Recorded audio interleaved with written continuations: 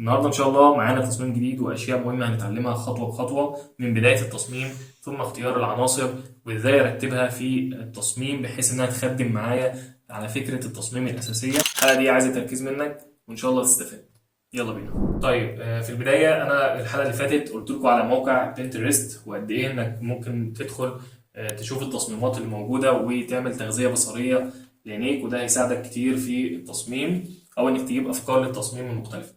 طيب احنا اخترنا ايه في التصميم بتاعنا؟ هو ده التصميم اللي احنا هنبدأ نعمله او هنشتغل عليه النهارده. انا اخترت العناصر اللي موجوده في التصميم كلها من المواقع اللي انا اديتها لك الحلقه اللي فاتت، وهسيبها لك تحت برضو في الديسكريبشن، وجميع الصور او العناصر اللي احنا اخترناها هسيبها لك تحت برضو في الوصف، ممكن تشتغل معانا فيها.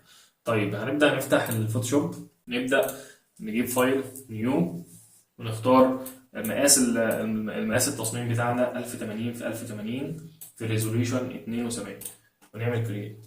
طيب تمام، اول حاجه في التصميم هنبدا نختار لون الخلفيه بتاعه العنصر. طيب هنعمل ده ازاي؟ اتعلمنا الحلقه اللي فاتت من سوليد كولر. هنا هتبدا تختار اللون ده تقريبا. المفروض ان احنا الكلام ده ممكن نغير اللون ده او نظبطه بعد كده. عايز اعمل بقى الجزء الفاتح اللي هيبقى هنا في يعتبر ورا العنصر علشان يبرزه. قلنا ممكن نعمل صورة كلر تاني اللون الأفتح منه. خلينا الأول نفتح هنا اللون ونلقط اللون علشان يبقى اللون يجي لنا هنا، عشان لما أجي أعمل هنا صورة كلر يفتح لي اللون اللي هنا على طول. عايز أجيب الأفتح منه بالشكل ده كده، يبقى معايا اللون الغامق ومعايا الأفتح منه. طيب لو جيت أبص على الصورة كلر هنا هلاقي جنبه لاير فاضية، وده يعتبر هو الماسك. هخلف او هعكس الماسك ده علشان يعتبر اشيله خالص، وبعد كده اجيب البرش. الكلام ده شرحناه المره اللي فاتت، وطالما انا يعني هعيده بسرعه، طالما انا هنا على الماسك ممكن اجيب البرش ومعايا هنا بالابيض او الاسود. الابيض لو انا عايز اظهر الحاجه اللي انا عايزها، والاسود لو انا عايز اخفي الجزء بتاعي. طيب لو جيت هنا بالفرشه واخترت اللون الابيض وابتديت الون، هيبدأ يفتح لي الجزء اللي في النص.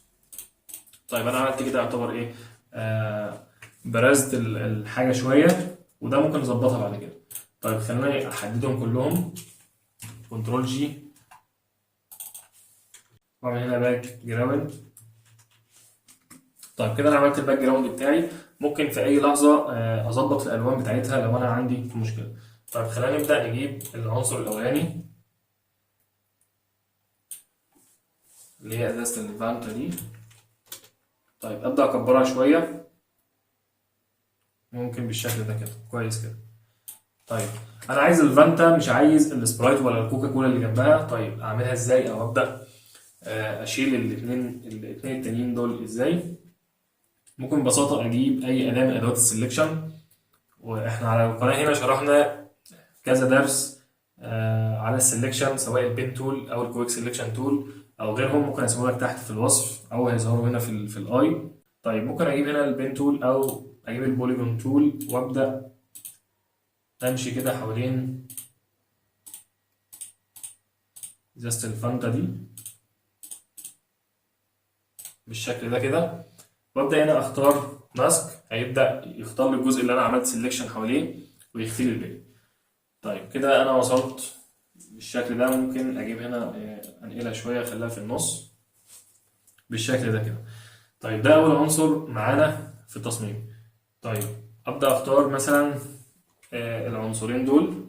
لو انا جيت فتحت التصميم تاني، فانا حطيت هنا الهيرو بتاعي او ده اساس التصميم. هعمل اجيب الازازتين التانيين دول لو عايز اطلعهم بالشكل اللي انت شايفه ده. طيب ابدا اعملها ازاي؟ تعال كده نضيف الصوره دي في التصميم الاول. طيب ابدا اميلها كده شويه، تعالى ننزلها تحت علشان تبقى من ناحيه ورا. طيب بالشكل ده كده. طيب كده كويس. ممكن اقللها شويه، ممكن اصغرها شويه برضو علشان الهيرو بتاعي هو بس اللي موجود. والاثنين التانيين دول مش مشكله قوي يعني. انا عايز ابدا اظهر اللي على اليمين ده واشيل الجزء اللي على الشمال. اجي اختار هنا ماسك، عمل لي لير ابيض جنبها زي ما اتفقنا. لو انا عايز اشيل جزء من اللاير اللي موجوده، اختار الماسك اللي هنا واجيب البرش. طب عايز اخفي ولا عايز اظهر؟ اخفي، يبقى اجيب اللون الاسود وابدا هنا اجي اخفي الجزء اللي هو الازازه اللي ورا. تعالوا نعلي شويه الفلو والاوباستي وابدا اشيل الجزء ده كده بالشكل ده. طيب عايز اعمله بقى، عايز اودي برضو نفس الازازه دي الناحيه التانيه. طيب تعالى ناخد منها كنترول جي وبعدين اعلم عليها كنترول تي. عايز اعمل لها كوبي الناحيه التانيه. بص انا ممكن اجي هنا فليب هوريزونتال وبعد كده اجي اشدها بالشكل ده. فانا كده وصلت للمرحله اللي بعدها. طيب انا هبدا بس اضيف العناصر وبعد كده نبدا نظبط الكلام ده ونعمل مصدر للضوء ونعمل الظل بعد كده. تعال نضيف كده في جروب ونكتب هنا مثلا ايه، فانتا. طيب العنصر اللي بعده خلينا نضيف مثلا الجزء اللي على اليمين ده. طيب بص هنضيف احنا دلوقتي الجزء اللي هو البرتقانه دي من ناحيه ورا. طيب هنعملها ازاي؟ تعال بس ننزل دي شويه تحت، نبدا نكبر الكلام ده كده.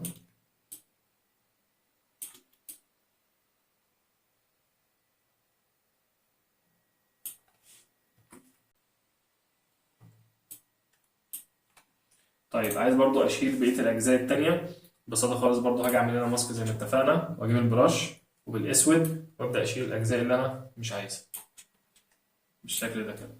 طيب عايز ابدا اضيف البرتقانه التانيه. اجي هنا ببساطه وابدا اشيلها كنترول تي، اكبرها شويه ورا الازازه كده اهو. فانا كده ضفت العناصر الاساسيه بتاعه التصميم. طيب تعالى نضيف بقيه العناصر. هنضيف كل العناصر بتاعتنا وفي الاخر هنعمل الاضاءات ومصدر الضوء ونعمل الاضاءات والظل زي ما قلنا الترتيب بتاعنا في اول الحلقه. طيب هاجي هنا عايز اعمل بقى الاجزاء البرتقال دي طايره بالشكل اللي انت شايفه ده. يعني عايز ايه؟ اطير اجزاء كده بالشكل اللي انت شايفه ده. طيب تعالى الاول عايزين ناخد مثلا البرتقانه دي لوحدها مره ودي لوحدها مره ونبدا نحطهم او نوزعهم في التصميم كده بحيث ان هو يخدم على الشكل بتاعنا في الاخر. طيب هاجي اعملها ازاي؟ ممكن اجي هنا باللاسو تول وابدا امشي كده على الاجزاء دي. يبقى انا كده خدت اول جزء فيهم وابدا اعمل ماسك برضه ظهر لي بالشكل ده. تعال مثلا نحط ده هنا كده. ده هنبقى نعمل له بلور بعد كده علشان هو المفروض قريب من الكاميرا. وناخد من ده كنترول جي، بناخد من ده اللي احنا لسه عاملينه دلوقتي اللي هو ده. طيب هاجي انا بعد كده اعكس الماسك هيبدا يظهر لي الجزء ده بس. طيب عايز اشيل منه الورقه، اعلم على الماسك بتاعه واجي هنا بالبرش باللون الاسود وامسح الجزء ده. يبقى انا كده معايا ده لوحده خالص. طيب ممكن ده ابدا اكبره كده شويه، ابدا اوزعهم بترتيبه معينه. يعني ممكن نفس الترتيبه دي ابدا احافظ عليها او اي حاجه تانية يعني مش هتبقى مشكله قوي. طيب بعد كده ممكن اضيف ايه تاني؟ تعال مثلا ممكن نجيب هنا البرتقانه دي نبدا ناخدها معانا او نفصلها وناخدها معانا في التصميم برضو. علشان انا ممكن اخد طبعا حاجه من دول وابدا اكررهم، ولكن عايزين نعمل تنويع شويه في الاجزاء اللي هتبقى طايره.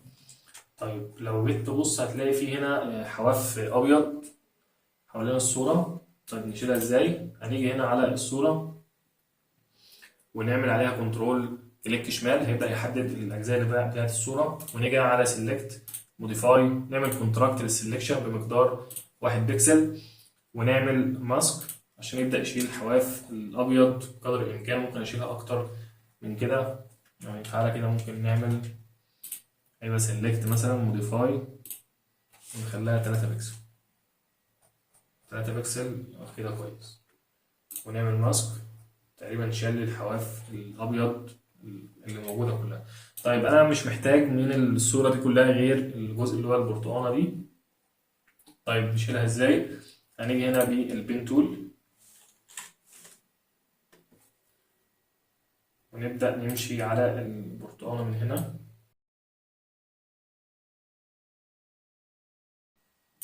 بالشكل ده كده. انا بس هاخد البرتقانة بس، مش هاخد كل الحاجات اللي ناحية ورا دي، وكنترول انتر، وبعد كده هعمل ماسك. طيب قبل ما اعمل ماسك خلينا ارجع كنترول زد واجيب هنا احولها لكنترول او كونفيرت سمارت اوبجكت، وبعدين كنترول انتر واعمل ماسك عشان كان في ماسك قبله فهيحصل مشكلة كده. انا فصلت دي لوحدها بالشكل ده. تعالى نبدأ نحطها مكانها كده، بس نصورها شوية.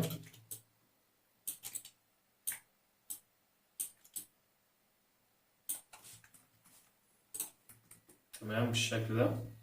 طيب ممكن ابدا بقى اخد شويه من دول،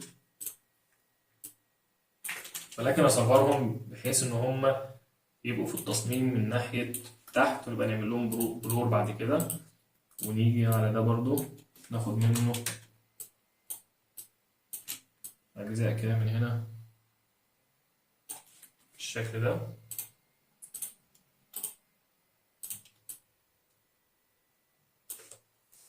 هنوزع بس ايه كذا عنصر كده في التصميم بحيث ان هو يكون كانها اجزاء طايره حوالين التصميم، ونبقى نعمل لها بلور بعد كده هيبقى شكلها كويس اوي.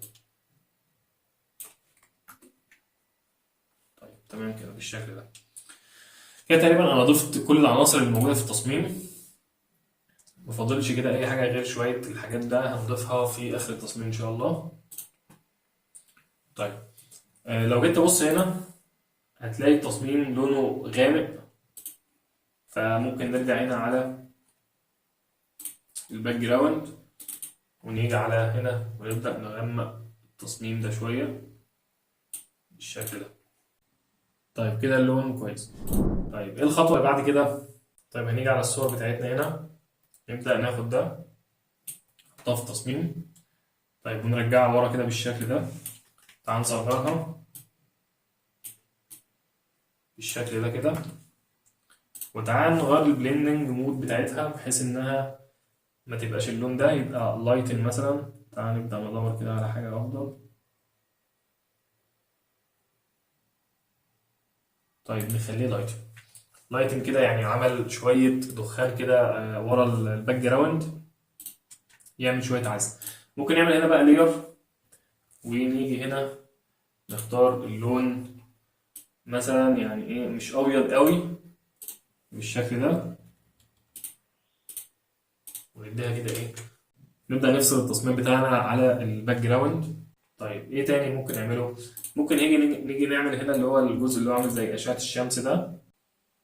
نقول له عمي تعالى.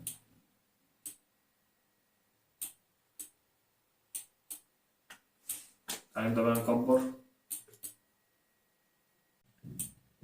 نبدأ نفرش كده مصدر الضوء ده.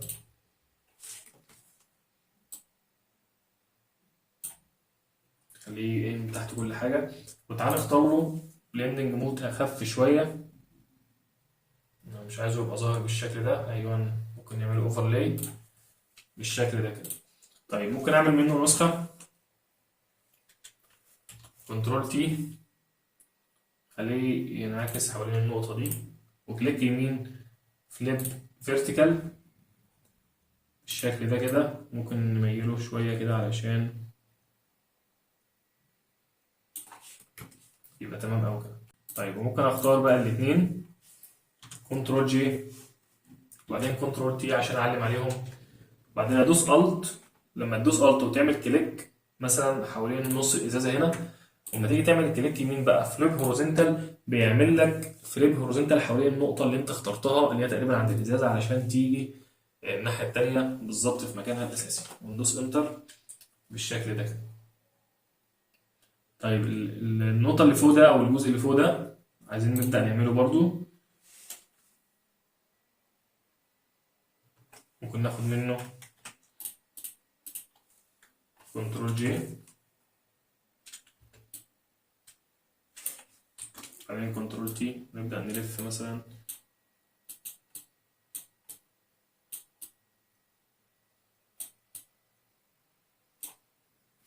الجزء ده كده، بعد كده كنترول جي كنترول تي، ونعمل هنا الت وندوس على النقطة دي عشان يعمل ميرور حوالينها وفليب هوريزونتال بالشكل ده كده. وتعالى ممكن نخففها، نخفف الاوباسيتي بتاعتها. طيب تعالى نيجي على الكام لاير دول وندوس هنا كنترول اي عشان نضغطهم كلهم في حاجة واحدة، ونيجي نرجعها تاني على اوفرلاي. وممكن بقى نيجي نقلل الاوباسيتي بتاعتها شوية بالشكل ده كده، كده بقت افضل.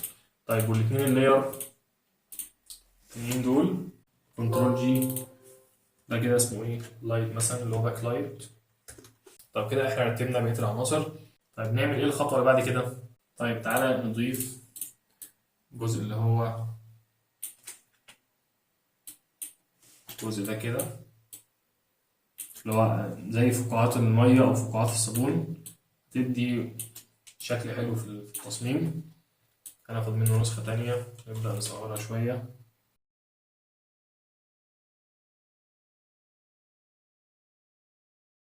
القريب ده كله هنعمله بلور بعد كده، يعني هيبان شكله كويس يعني.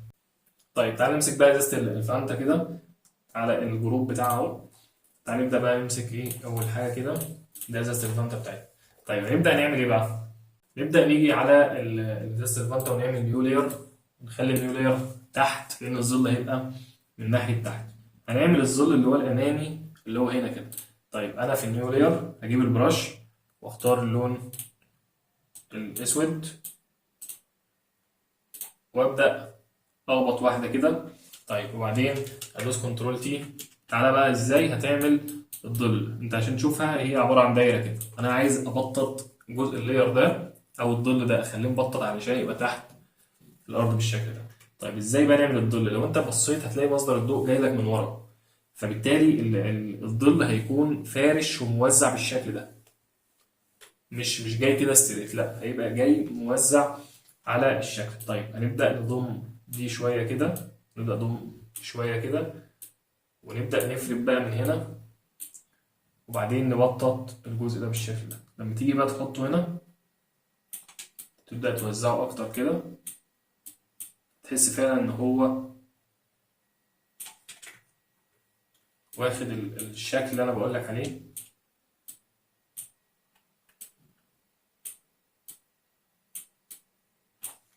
بالشكل ده كده.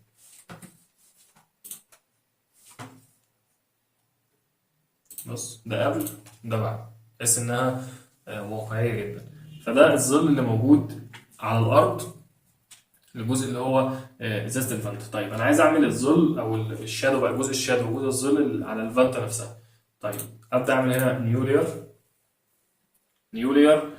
ابدا هنا اجيب البرش واجيب اللون الابيض. بص بقى اجي هنا على الحواف وابدا امشي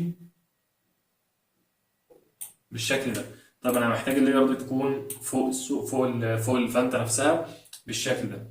طيب ومن الناحيه التانيه نفس الموضوع، حواف كده. طيب وبعد كده بص بقى هاجي هنا على اللاير واعمل هنا كليب ماسك علشان تطبق على العنصر ده فقط. يبقى انا كده طبقت الاضاءه على الصوره فقط، على حواف الصوره. تعالى بقى نختار لها بليندنج مود هنا، وليكن لايت او سكرين او اي حاجه من الحاجات دي. تعالى نختارها سكرين، وبعد كده نقلل الفيل شويه ونقلل الاوباسيتي شويه. يبقى انا كده نورتها بالشكل اللي انت شايفه ده. يبقى كده الضوء جاي من ورا ضاربة الحواف بتاعته. طيب هيبدأ يظهر أكتر لما أعمل الظل بقى. تعالى نبدأ نعمل الظل برضو، نخليه كليب ماسك علشان يطبق على الإزازة فقط. أبدأ أجي بقى باللون الأسود وأبدأ أمشي الظل بالشكل ده. طيب وبعدين أجي أختار له هنا مثلا أوفرلاي بالشكل ده كده. ممكن نقلل الأوباسيتي شوية بالشكل ده كده. فعلا تحس إن الإزازة، لو تعالى نبص، ده قبل بالشكل ده وده بعد. الجزء ده نور والجزء ده ضلم. اعتقد يعني بقت مجسمة اكتر وبقى شكلها افضل بكتير. طيب ده اللي هنبدأ نعمله لبقية الحاجات. وليكن تعالى الازازة اللي على اليمين والازازة اللي على الشمال هيبقى نفس الموضوع. نبدأ نعمل لير فوقه، نجيب اللون الأبيض ونبدأ نمشي على الحواف كده ونعمل كليب ماسك علشان تطبق على الإزازة من بره، ونجيب لايتن ونقلل الأوباسيتي شوية بالشكل ده. ده قبل، ده بعد، قبل بعد. طيب ونبدأ نعمل لاير تانية، نعمل كليب ماسك ونيجي باللون الأسود نقلل شوية البرش ونلون اللي هو الجزء اللي هيكون بعيد عن الظل خالص. كل ده هيكون بعيد عن الظل. وأجي هنا أختار أوفرلي، ممكن نقلل الأوباسيتي شوية بالشكل ده كده. أعتقد طبعا بقت إيه؟ بقت مجسمة أكتر. طيب الاتنين دول تعالى ناخد منهم نسخة كنترول جي عشان انقلهم على الإزازة الناحية التانية، نطلعهم فوق الإزازة الناحية التانية ونعمل كليب ماسك للاتنين. تمام. وأعمل كنترول تي.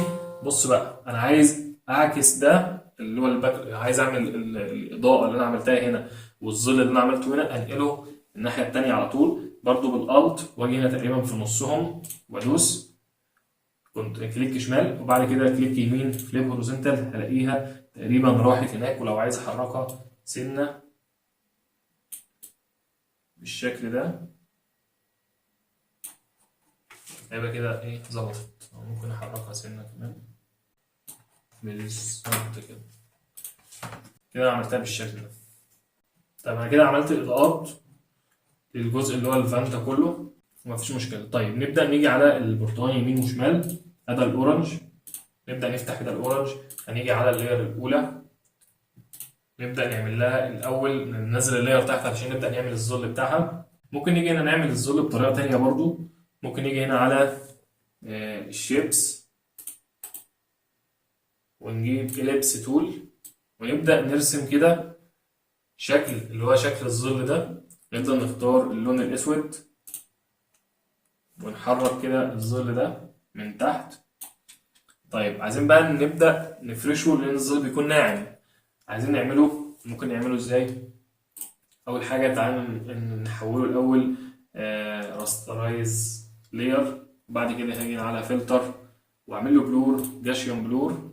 بص بقى لما اجي ازود البلور الاقي فعلا بدا يبقى زي الظل. فدي طريقه كويسه جدا للحاجات اللي هي الدائريه وبتكون ملامسه بحيث ان يكون الظل متوزع بالتساوي. طيب ابدا اجي اخد هبقى اجي اخد طبعا الظل ده واوديه على الناحيه التانيه. بس تعالى نعمل الاضاءه بقى. هنعمل الإضاءة، نعمل برضو كليب ماسك لللاير اللي احنا هنبدأ نرسم لها، واجي هنا بالبرش باللون الأبيض وأبدأ أمشي على الحواف دي كده، دي اللي هتبقى منورة معايا. واجي هنا على سكرين أو لايت، أبدأ أقلل الأوباسيتي والفيل شوية كده، ده قبل وده بعد بالشكل ده كده. طيب أبدأ برضو أعمل لاير تانية وأعمل كليب ماسك واختار اللون الأسود وابدا الون بالشكل ده واختار هنا اوفرلاي. وتعالى نشيل الاوباسيتي شويتين كده، احنا عايزين بس يبقى تاثير بسيط بالشكل اللي انت شايفه كده. كده تمام قوي. طيب نبدا نروح على البرتقانه الثانيه. تعالى ناخد كنترول جي من الاليبس ده وبعدين ناخده وننقله الناحيه الثانيه. طيب وبعدين اجي على اللاير دي واختار نيو لاير واعمل كليب ماسك. وبعد كده زي ما عرفنا خلاص بقى هي خطوات بقت خطوات متكررة بالشكل ده.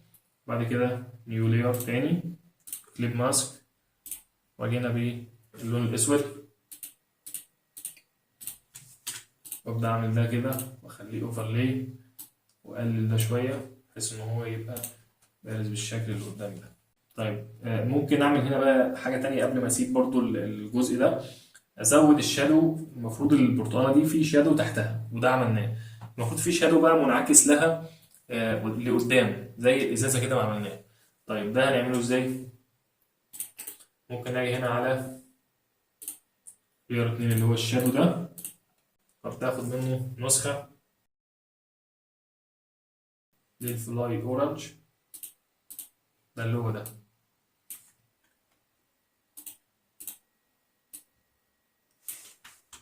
نبدأ بقى نقلله شوية. ممكن كنا نعمله يعني من تاني، بس طالما هو موجود خلاص.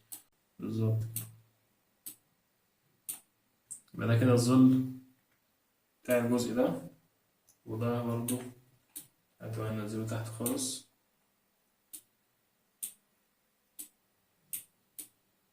بالشكل ده كده. كده بقى شكله واقعي، وخلصنا من الأجزاء دي نهائي. لا، أجي على الفلاي أورنج، سوري، مثلا ده. تعال نبدأ ناخد ده الأول. ده هنعمل نيو لاير، وبعد كده نيجي بالإكس ونبدأ نمشي.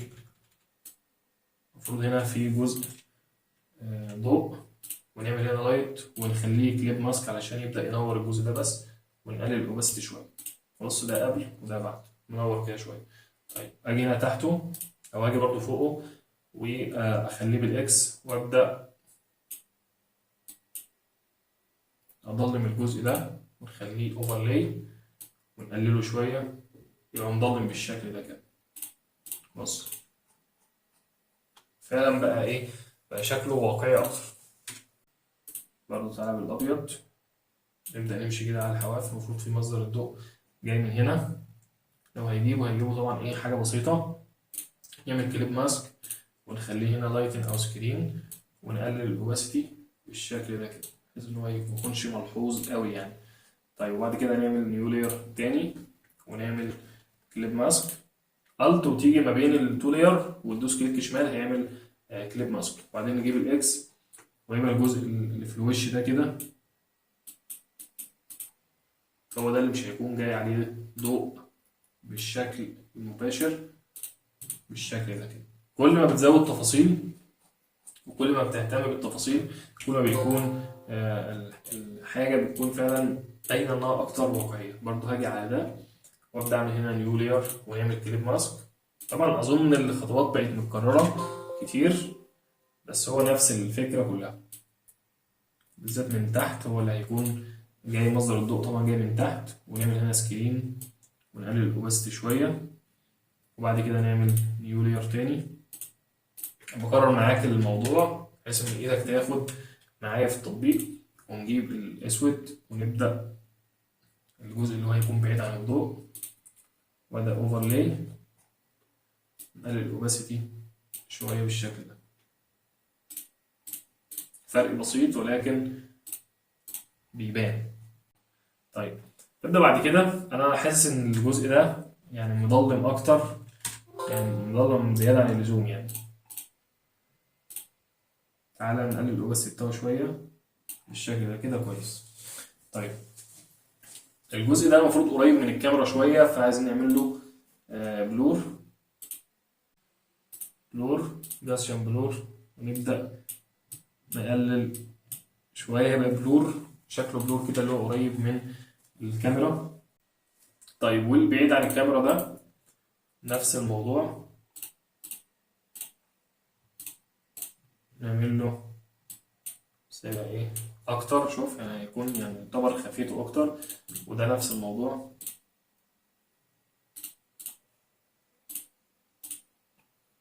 هي تفاصيل، ولكن كل ما بتزود تفاصيل كل ما بيكون معاك الحاجة بيكون شكلها افضل. برضو هاجي على اللاير دي،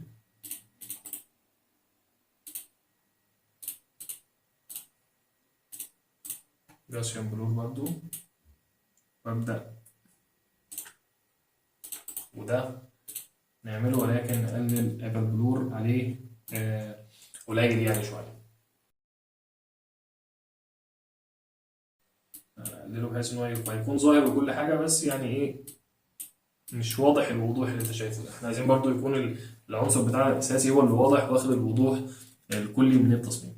طيب انا كده يعتبر خلصت، ولكن انا عايز اعمل حواف سودا بحيث ان يكون التصميم فيه عمق زياده اكتر. يعني ممكن هنا نيجي هنا على الباك جراوند، ممكن نعمل بقى بخلاف ده، ممكن نعمل نيو لاير فوق، وبلاش بالاسود، خلينا بنفس اللون ده ولكن يعني الغامق منه. ونبدأ نمشي كده تصميم بالشكل ده، ولو هو زايد شوية تعال نقلله سنة كده، يبقى كده كويس.